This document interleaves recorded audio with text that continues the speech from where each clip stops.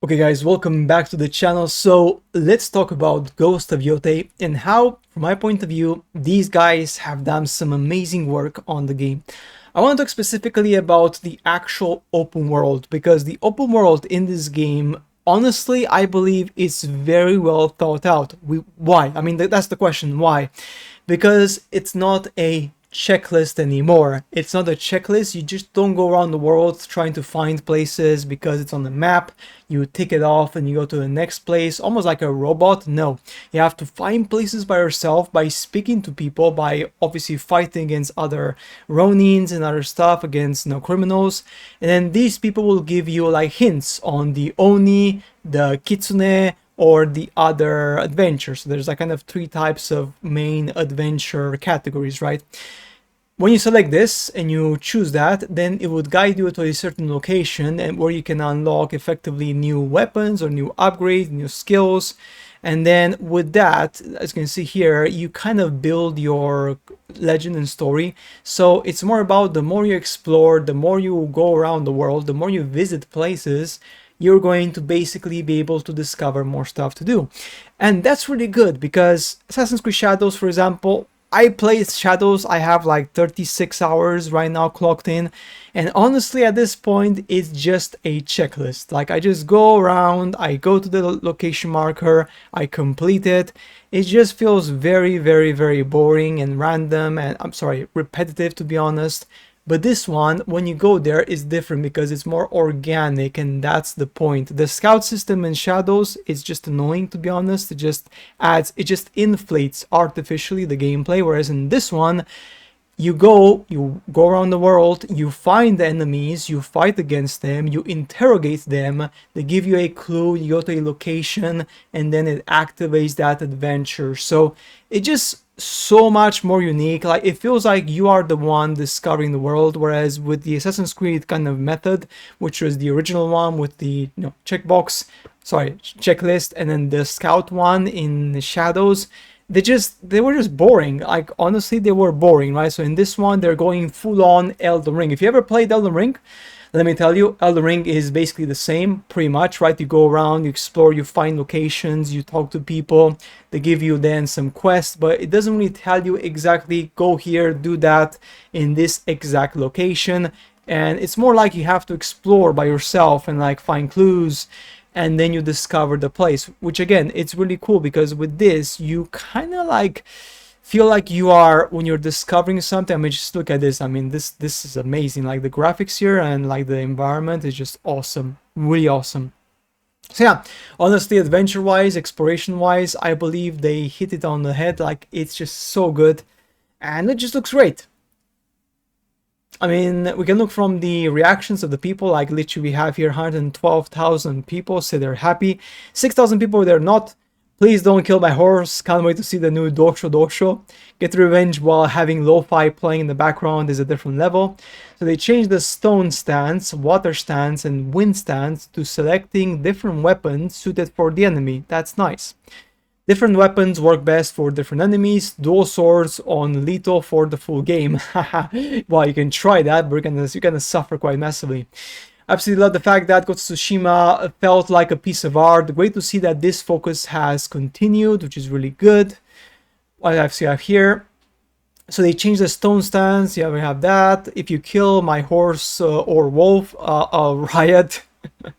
Right? I love the game comes to you bit by bit. Such a great way to open the world. That's right. That's the thing, right? You don't want to have this massive world with a checklist. You want to have something more bite-sized approach, where you feel like you're discovering the world as you play it, because that's the adventure, right? Also, the weapon system I think is really good. Like in the weapon system, they show the section where you can basically lose your weapon if you get attacked like multiple times, or the enemy does like a heavy attack. You can drop your weapon, so they kind of disadvantage. You have to pick it up again. So it's really cool that they're actually making it so that you have to be wary of your opponent and you can't just absorb any single hit. You have to be careful, because if you just play like a bit or chilled and you don't care, you're going to suffer potentially, right? Which is really good. Now, this is the part here with the interrogations. So when you interrogate the enemies, they can give you clues to like different locations, which is again really nice. So yeah, it reminds me of like Batman Arkham Knight a bit, right? When you have to interrogate people. So they kind of said, you know what, let's just make the game a game where when you explore and you feel like you're exploring, it feels like you are just yourself with your wolf, as you can see here. This is just awesome. Like this scene is just amazing. But nonetheless, it just feels like they've managed to understand that gamers, when they play a video game, they don't want the game to basically hold their hand, right? They want the game to tell them, yes, this is where you should be going, or kind of this area, but that's it. Like, that's what matters. Plus, when you rest at your campsites now, different vendors and different like members from your pack will come and visit you occasionally, and then they will offer you upgrades, they will offer you, you know, new weapons or new stuff to buy from them.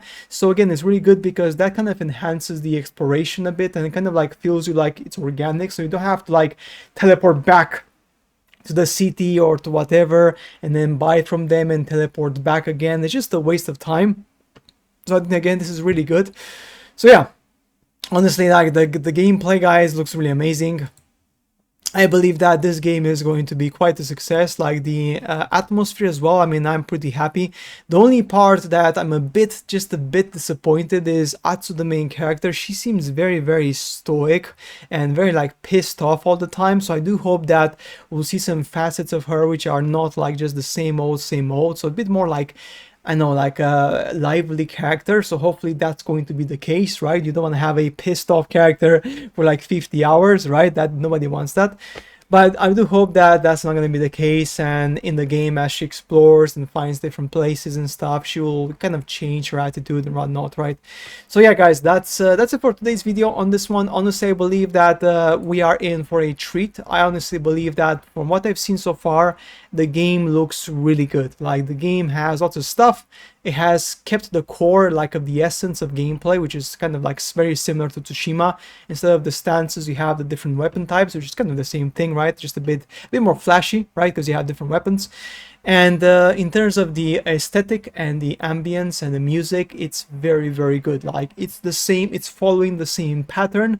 And because of that, it feels like, you know, you are effectively in this world, like you're a survivor, you want to fight against these enemies, you want to get your revenge, and getting revenge is sometimes really difficult, right? Because she starts off with like no abilities and other stuff, right? So she has to kind of train, build up, kill enemies, get stronger, get better. So it's a journey, right? So in this journey, I'm happy that they've made it so that when you go explore the world in this journey, you also get better at the exploration as you follow her trails, and it's just great. Like, it just feels good. So guys, from my point of view, this honestly, I believe that, yeah, we have here, so in this menu, if you saw, just, oh, this is amazing. Can you just pick up the spear and just throw it? I mean, that's nice. I mean, look at that. That's really awesome. That's really, really cool, yeah. Definitely. So yeah, I don't know if you can carry spears. I have no idea. I have no clue, to be honest. Like, how many weapons can you carry at the same time? Maybe 4 weapons, 4 weapon types. I'm not sure. And yeah, each weapon type, you can obviously develop it, so you can upgrade your weapon type with like new move sets and, you know, skills, which are gonna come in handy in combat. So guys, that's it for the oh yeah, we have the spear, which is really cool, right? So she just took out the spear suddenly from her pocket. That's nice. So yeah, guys, that's it for today's video on this one. I'm really excited. This is gonna be really nice, and honestly, I cannot wait to see more of this game. It looks just so good. It looks really fun, it looks nice, and it just feels that this is gonna be one of those games where you're gonna take your own pace, take it slowly, have fun with it. Like, don't rush it, because this is a game which you're going to enjoy slowly but surely. Not like it's not a marathon, it's just Elden Ring. Like, it's like Elden Ring. Like, you just go through it, you go through the motions, you kind of discover a new area, you explore it, you find new gear. It's just that like slow, amazing burner, but at the same time it's very exciting and it never gets stale. That's the Elden Ring experience, which I believe that in this one they kind of captured the essence on this one, right? So yeah, guys, that's for today's video. As always, I shall see you later in the next ones.